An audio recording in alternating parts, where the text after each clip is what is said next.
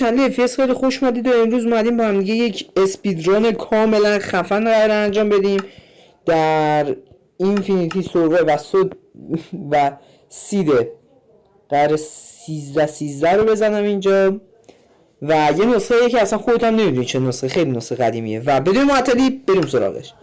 اسپیدران پیدا کردن آیرون از همین الان شروع میشه.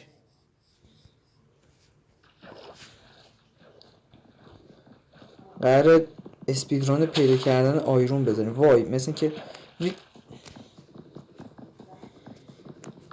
دوستان اگه میخواید ببینیم چه بازیه عکسشو براتون این بالا میذارم و همینطور اسمشو.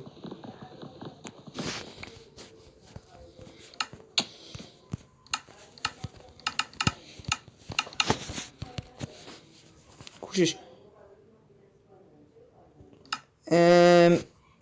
ای تو محاسباتش به مشکل خوردیم.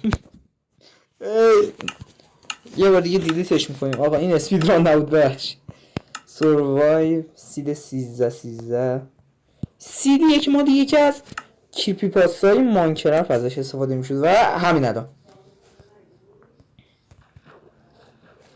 خیلی طول میکشه تا اونجا برسم.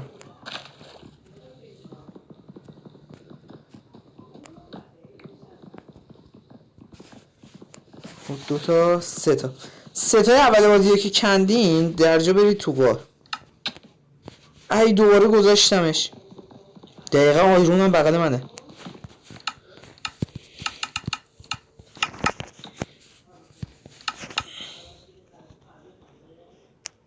یک دو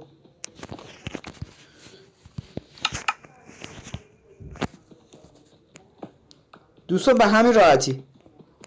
البته او را آیرون نداره. خیلی احساس کنم خوب بازی کردم. دوستان ممنونم که این ویدیو رو تماشا کردی از این اسپیدران و نظرتونم تو کامنت حتما بهم بگید. خدا نگهدار.